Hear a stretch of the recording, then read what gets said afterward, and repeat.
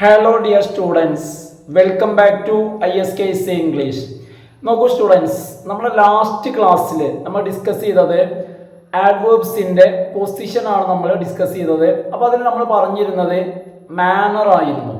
അപ്പോൾ നോക്കുക, ഇന്ന് നമ്മൾ ഡിസ്കസ് ചെയ്യുന്നത് പ്ലേസ് ആണ്. ആഡ്വേർബ് ഓഫ് പ്ലേസ് ആണ് ഇന്ന് നമ്മൾ ഡിസ്കസ് ചെയ്യുന്നത്. അതായത് നമ്മൾ അതിൽ ഏതൊക്കെയാണ് ഡിസ്കസ് ചെയ്യുന്നത്. അപ്പോൾ നമുക്ക് അധികം കാര്യങ്ങളൊന്നും പറയാൻ നേരം നമുക്ക് എന്ത് ചെയ്യാം, നമ്മുടെ ക്ലാസ്സിലേക്ക് നമ്മുടെ വീഡിയോയിലേക്ക് പോവാം. അപ്പോൾ നമുക്ക് നമ്മൾ ഫസ്റ്റ് ഡിസ്കസ് ചെയ്യുന്നത് ഏതൊക്കെയാണ് പ്ലേസിനെ കാണിക്കുന്ന ആഡ്വർബുകൾ. Adverbs of place such as here എന്നുള്ളത്, ദേർ എന്നുള്ളത്, നോവേർ എന്നുള്ളത്, സംവേർ എന്നുള്ളത്, എവേ, എവരിവേർ എക്സെട്ര കേട്ടോ. ഇതൊക്കെയാണ് പ്ലേസിനെ കാണിക്കുന്ന ആഡ്വർബുകൾ. ഇനി ഇവയുടെ പൊസിഷൻ എങ്ങനെയാണ് ഇവ ഉപയോഗിക്കുന്നത് നോക്കൂ. Placed after the object if the subject is transitive. അപ്പോൾ ഒന്നാമത്തെ കാര്യം പറയുന്നത് സബ്ജക്റ്റ് വെർബ് ട്രാൻസിറ്റീവ് ആണെങ്കിൽ നമ്മൾ ഒബ്ജക്റ്റിന് ശേഷം ഉപയോഗിക്കണം. വെർബ് ട്രാൻസിറ്റീവ് ആണെങ്കിൽ, ഇപ്പൊ ട്രാൻസിറ്റീവ് എന്ന് പറയുമ്പോൾ നിങ്ങൾക്ക് പഠിച്ചിട്ടുണ്ടായിരിക്കും, അതായത് ഒബ്ജക്റ്റ് ആവശ്യമായിട്ട് വരുന്ന വെർബാണ് എന്ത്, ട്രാൻസിറ്റീവ്. അപ്പൊ അത്തരത്തിലുള്ള ഒരു ട്രാൻസിറ്റീവ് വെർബാണെങ്കിൽ എന്ത് ചെയ്യണം, ഒബ്ജക്റ്റിന് ശേഷം ഉപയോഗിക്കണം. ഇപ്പൊ example, she searched her spectacles. അവൾ അവളുടെ സ്പെക്ടക്കിൾസ് തിരഞ്ഞു, കണ്ണട തിരഞ്ഞു. അപ്പൊ ഇവിടെ സെർച്ച്ഡ് എന്നുള്ളത് ട്രാൻസിറ്റീവ് വെർബാ. അതായത് അവൾ തിരഞ്ഞു എന്ത്, ഹെർ സ്പെക്ടക്കിൾസ്, ഒബ്ജക്റ്റ്. അപ്പൊ ഒബ്ജക്റ്റ് വന്നു, ഒബ്ജക്റ്റിന് ശേഷം എവരിവേർ, എല്ലായിടത്തും. അതായത് ആഡ്വർബ് ഓഫ് പ്ലേസ്, പ്ലേസിനെ കാണിക്കുന്ന ആഡ്വർബാണ് ഏത്, എവരിവേർ. അപ്പൊ എവരിവേർ എന്നുള്ളത് ഒബ്ജക്റ്റിന് ശേഷം. She kept her books there. She kept her books. അവൾ അവളുടെ പുസ്തകം സൂക്ഷിച്ചു അല്ലെങ്കിൽ വെച്ചു.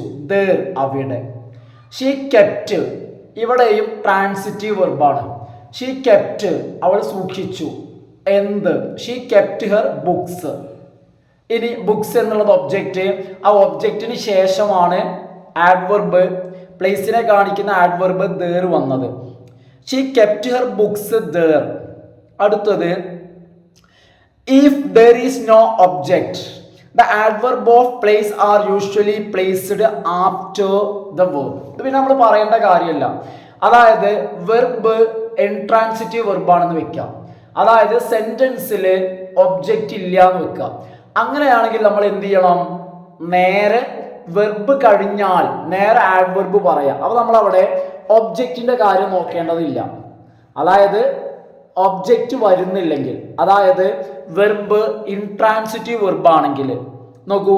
Example, she sits there. She sits, അവൾ ഇരിക്കുന്നു. there, അവിടെ. ഇവിടെ ഇൻട്രാൻസിറ്റീവ് വെർബാണ്, ഒബ്ജക്റ്റ് വരുന്നില്ല. അടുത്ത example, she walked away. She walked, അവൾ നടന്നു. ഇവിടെയും ഒബ്ജക്റ്റ് ഇല്ല. ഷീ വാക്ക്ഡ് എവേ, എവേ എന്നുള്ള ആഡ്വർബാണ്, അതായത് പ്ലേസിനെ കാണിക്കുന്ന ആഡ്വർബ്. ഇനി സംവേർ ആൻഡ് എനിവേർ. ഇനി സംവേർ എന്നുള്ളതും എനിവേർ എന്നുള്ളതും used in the same way as that of some and any. അപ്പൊ സംവേർ എന്നുള്ളതും എനിവേർ എന്നുള്ളതും സം അതുപോലെ എനി എന്ന അർത്ഥത്തിൽ ഉപയോഗിക്കുന്നു. Example, she has gone somewhere. അപ്പൊ എവിടെയോ എന്നർത്ഥമാണ്. ഷീ ഹാസ് ഗോൺ സംവേർ, അവൾ എവിടെയോ പോയി. ഷീ ഹാസിന്റ് ഗോൺ എനിവേർ, അവൾ എവിടെയും പോയിട്ടില്ല. അപ്പൊ സംവേർ എന്നുള്ളതും എനിവേർ എന്നുള്ളതും എന്താണ്, പ്ലേസിനെ കാണിക്കുന്ന ആഡ്വർബാണ്. അപ്പോ ഇത് സം എന്നോ അല്ലെങ്കിൽ എനി എന്നോ മീനിങ്ങിൽ അത് ഉപയോഗിക്കുന്ന പോലെ, അവിടെ used in the same way, meaning പറയാൻ പറ്റില്ല, used in the same way as that of some and any. Some എന്നുള്ളതും എനി എന്നുള്ളതും എങ്ങനെയാണോ ഉപയോഗിക്കുന്നത് ആ രീതിയിൽ തന്നെ നമുക്ക് സംവേർ എന്നുള്ളതും നോവേർ എന്നുള്ളതും എനിവേർ എന്നുള്ളതും ഉപയോഗിക്കാം. Here and there can be followed by verbs such as go and come. അതായത് ഹിയർ അതുപോലെ തന്നെ ദർ എന്നീ ആഡ്വർബുകൾ, ഹിയർ അതുപോലെ തന്നെ ദർ എന്നീ ആഡ്വർബുകൾ എന്ത് ചെയ്യും? വെർബിന്റെ മുന്നേ വരും. ഉണ്ടോ? Here and there can be followed by verb. Here എന്നുള്ളതിനും ദർ എന്നുള്ളതിനും ശേഷം എന്ത് വരും? ആഡ്വർബ്. ഹിയർ എന്നുള്ളതിനും ദർ എന്നുള്ളതിനും ശേഷം വെർബ് വരും. അതായത് വെർബിന്റെ മുൻപിൽ സെന്റൻസ് ഹിയർ എന്നുള്ളതും ദർ എന്നുള്ളതും വെച്ച് സെന്റൻസ് ബിഗിൻ ചെയ്യും. Example, here comes my friend. Here comes, ഇവിടെ കംസ് എന്ന് പറയുന്ന വെർബിന്റെ മുൻപാണ് ഹിയർ വന്നത്. there goes my bus. there goes. ഇനി അടുത്തതായിട്ട് ആഡ്വർബ് ഓഫ് ടൈം ആണ്, ടൈമിനെ കാണിക്കുന്ന ആഡ്വർബുകൾ. Adverbs of time such as ഏതൊക്കെയാ? Such as now, recently, soon, afterwards, eventually, lately et cetera. ഈ പറയപ്പെട്ട ആഡ്വർബുകൾ are placed either at the beginning or end of the clause. അതായത് ഇപ്പൊ നമ്മൾ ഈ പറഞ്ഞ ആഡ്വർബുകളില്ലേ, അവ ഒരു ക്ലോസിന്റെ മുൻപിലോ അല്ലെങ്കിൽ ക്ലോസ് കഴിഞ്ഞിട്ടോ നമുക്ക് എന്ത് ചെയ്യാം? ഉപയോഗിക്കാം അല്ലെങ്കിൽ പ്ലേസ് ചെയ്യാം. ക്ലോസ് എന്ന് പറഞ്ഞാൽ ഉദ്ദേശിച്ചത് ഒരു സിമ്പിൾ സെന്റൻസ്, ഒരു സെന്റൻസ് ആണ് ഉദ്ദേശിച്ചത് കേട്ടോ, ക്ലോസ് കൊണ്ട് ഉദ്ദേശിച്ചത്. അപ്പോ ഒരു ക്ലോസിന്റെ തുടക്കത്തിലോ അല്ലെങ്കിൽ എൻഡിലോ, സ്റ്റാർട്ടിൽ, ബിഗിനിങ്ങിലോ ഓർ എൻഡിലോ നമുക്ക് എന്ത് ചെയ്യാം? ഈ പറയുന്ന ആഡ്വർബുകൾ നമുക്ക് ഉപയോഗിക്കാം. എക്സാമ്പിൾ നോക്കൂ, recently she bought a new bicycle. ഇവിടെ എവിടെ ഉപയോഗിച്ചത്? ബിഗിനിങ്ങിലാണ് ഉപയോഗിച്ചത്. റീസെന്റ്ലി, അടുത്തിടെയായിട്ട് അവളൊരു ബൈസൈക്കിൾ വാങ്ങി. Her article was published recently, അവിടെ അവസാനത്തിലാണ് ഉപയോഗിച്ചത്, എൻഡില്. Her article was published recently. ഇതിൽ എന്തില്ല?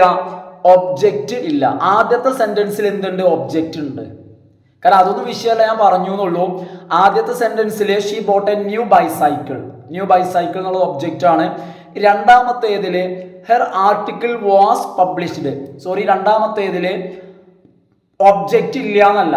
രണ്ടാമത്തെ സെന്റൻസ് പാസീവ് ആണ് കേട്ടോ. രണ്ടാമത്തെ സെന്റൻസ് ഏതാ? പാസീവ് ആണ്. Her article was published, was plus V3 passive voice ആണ്. അപ്പൊ അതിൽ കൊടുത്തിരിക്കുന്നത് സെന്റൻസിന്റെ അവസാനത്തിൽ അല്ലെങ്കിൽ ക്ലോസിന്റെ അവസാനത്തിലാണ് കൊടുത്തിരിക്കുന്നത്. Adverbs of time such as, ഏതാനും ആഡ്വർബുകൾ such as before, early, late, immediately et cetera are usually placed at the end of the clause. അതായത് നമ്മൾ ഈ പറഞ്ഞ ബിഫോർ എന്നുള്ളത്, അതുപോലെ തന്നെ ഏർലി എന്നുള്ളത്, ലേറ്റ് എന്നുള്ളത്, ഇമ്മീഡിയറ്റ്ലി എന്നുള്ളത് ക്ലോസിന്റെ അവസാനത്തിലാണ് എന്ത് ചെയ്യേണ്ടത്? പ്ലേസ് ചെയ്യേണ്ടത് കേട്ടോ. ക്ലോസിന്റെ അവസാനത്തിലാണ് പ്ലേസ് ചെയ്യേണ്ടത്. ഇപ്പൊ എക്സാമ്പിൾ നോക്കൂ, ഷീ കെയിം ഇമ്മീഡിയറ്റ്ലി. അവ ഇതൊരിക്കലും ഇമ്മീഡിയറ്റ്ലി ഷീ കെയിം എന്നല്ല, ഷീ കെയിം ഇമ്മീഡിയറ്റ്ലി. അതുപോലെ തന്നെ അടുത്തത്, she has not been to Mumbai before. She has not been to Mumbai before. അപ്പൊ ഏതൊക്കെയാ? ബിഫോർ എന്നുള്ളത്, ഏർലി എന്നുള്ളത്, ലേറ്റ് എന്നുള്ളത്, ഇമ്മീഡിയറ്റ്ലി എന്നുള്ളത്, ഇതൊക്കെ നമ്മൾ പ്ലേസ് ചെയ്യേണ്ടത് ക്ലോസിന്റെ അവസാനത്തിലാണ്, എൻഡ് ഓഫ് ദി ക്ലോസ്. അടുത്തത്, since and ever since R usually placed at the end position. അതായത് സിൻസ് എന്നുള്ളതും എവർ സിൻസും, സിൻസും എവർ സിൻസും പ്ലേസ് ചെയ്യേണ്ടത് ക്ലോസിന്റെ എൻഡിലാണ്, സിൻസും എവർ സിൻസും കേട്ടോ. Example, she left her home in 1995. ഇവിടെ സിൻസും ഇല്ല, എവർ സിൻസും ഇല്ല. 1995 അവൾ അവളുടെ വീട്ടിൽ നിന്നും പോയി. ഇനി we haven't heard from her since, അതിനുശേഷം അവളുടെ വിവരം ഉണ്ടായിട്ടില്ല. She heard, we have not heard from her, അവളെ കുറിച്ച് ഞങ്ങൾ കേട്ടിട്ടില്ല, അവളിൽ നിന്നും ഒരു വിവരം ഉണ്ടായിട്ടില്ല. ഹെർ സിൻസ്, അപ്പൊ അവിടെ ക്ലോസിന്റെ അവസാനമാണ് സിൻസ് പറഞ്ഞത്. ഇനി എവർ സിൻസിനൊരു എക്സാമ്പിൾ, വി മെറ്റ് ഇൻ 1990, 1990 ഞങ്ങൾ കണ്ടുമുട്ടി. We have been friends ever since, അവിടെയും ക്ലോസിന്റെ അവസാനമാണ്. We have been friends ever since, അന്നു മുതൽ ഞങ്ങള് ഫ്രണ്ട്സ് ആണ്, സുഹൃത്തുക്കളാണ്. ഇനി എറ്റ്, അടുത്തത് എറ്റ് എന്നുള്ളതാണ്. Usually placed after the verb or verb plus object. സാധാരണ എറ്റ് ഉപയോഗിക്കുന്നത് ആഫ്റ്റർ ദി വെർബാണ്. ആഫ്റ്റർ ദി വെർബ് അല്ലെങ്കിൽ വെർബ് പ്ലസ് ഒബ്ജക്റ്റിന് ശേഷം. എന്നാൽ if the object has many words, എന്നാൽ ഒബ്ജക്റ്റിൽ ഒരുപാട് വാക്കുകൾ ഉണ്ടെങ്കിൽ, ഒബ്ജക്റ്റ് ഒരുപാട് വലുത്, ഒരുപാട് വാക്കുകൾ ഉണ്ടെങ്കിൽ എറ്റ് എന്നുള്ളത് പ്ലേസ്ഡ് ബിഫോർ ദ വെർബ്. അങ്ങനെയാണെങ്കിൽ എന്ത് ചെയ്യണം? വെർബിന് മുൻപ് പ്ലേസ് ചെയ്യണം. അതായത് ഒബ്ജക്റ്റിൽ ഒരുപാട് വാക്കുണ്ടെങ്കിൽ ഒബ്ജക്റ്റിന് മുൻപല്ല, വെർബിന്റെ മുൻപ് പ്ലേസ് ചെയ്യണം. അപ്പൊ ആദ്യം സെന്റൻസിന്റെ അവസാനം വരുന്ന ഒരു എക്സാമ്പിൾ, അതായത് she has not met her teacher. ഇവിടെ ഒബ്ജക്റ്റിന് ശേഷമാണ്. ഷി ഹാസ് നോട്ട് മെറ്റ് ആരെ? Her teacher. എറ്റ്, ഇതുവരെ അവൾ അവളെ ടീച്ചറെ മീറ്റ് ചെയ്തിട്ടില്ല. എറ്റ് അവസാനത്തിലാണ്. ഇനി നോക്കൂ, she has not yet completed the work which I have given to her 2 weeks ago. അപ്പൊ ഇവിടെ കംപ്ലീറ്റഡ് ദ വർക്ക്, ആ വർക്ക് എന്നുള്ളതാണ് എന്ത്? ഒബ്ജക്റ്റ്. പക്ഷെ ആ ഒബ്ജക്റ്റ് ഒരു ക്ലോസ് ആണ് അല്ലെ? അതായത് ആ ഒബ്ജക്റ്റിന് ശേഷം വിച്ച് എന്ന് പറയുന്ന റിലേറ്റീവ് പ്രോനൗണൊക്കെ ഉപയോഗിച്ച് അത് ക്ലോസ് ആക്കി. അതായത് നേരത്തെ പറഞ്ഞ പോലെ തന്നെ ഒബ്ജക്റ്റ് ഹാസ് മെനി വേർഡ്സ്, ഒബ്ജക്റ്റിൽ ഒരുപാട് വേർഡ്സ് ഉണ്ട്. അതുകൊണ്ട് ഒരുപാട് വേർഡ്സ് വന്നത് കൊണ്ട് തന്നെ എറ്റ് എന്നുള്ളത് എന്ത് ചെയ്തു? ബിഫോർ ദ വെർബ്, വെർബിന് മുന്നിൽ, അതായത് ഓക്സിലറി വെർബ് അല്ല, മെയിൻ വെർബിന് മുൻപിൽ. She has not yet completed, completed എന്ന് പറയുന്ന മെയിൻ വെർബിന് മുൻപ് എന്ത് ചെയ്തു? പ്ലേസ് ചെയ്തു. She has not yet completed. നോക്കൂ അടുത്തത്, എറ്റ് റെഫേഴ്സ് ടു. എറ്റ് എന്ന വാക്ക് കൊണ്ട് ഉദ്ദേശിക്കുന്നത് അണ്ടിൽ ദ പ്രസന്റ് ടൈം, ഇതുവരെ എന്നാണ്. ഇതുവരെ കണ്ടില്ല, ഇതുവരെ വിളിച്ചില്ല എന്നാണ് എറ്റ് വരെ. എറ്റ് കൊണ്ട് ഉദ്ദേശിക്കുന്നത് ഇതുവരെ.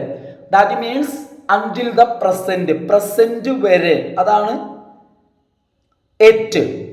എന്നാൽ സ്റ്റിൽ എന്നുള്ളത് ഇംപ്ലൈസ് കണ്ടിന്യൂസ് ആക്ഷൻ, തുടർച്ചയായിട്ടുള്ള, തുടർന്നുകൊണ്ടിരിക്കുന്ന ഒരു പ്രവൃത്തിയെ കാണിക്കുന്നതാണ് സ്റ്റിൽ എന്നുള്ളത് കേട്ടോ. അപ്പൊ എറ്റ് എന്ന് പറഞ്ഞു കഴിഞ്ഞാൽ ഇതുവരെ എന്നാ, എന്നാൽ തുടർച്ചയായിട്ട് തുടർന്നുകൊണ്ട് ചെയ്യുന്നില്ല എന്നുള്ളതാണ് ഇത് സ്റ്റില്.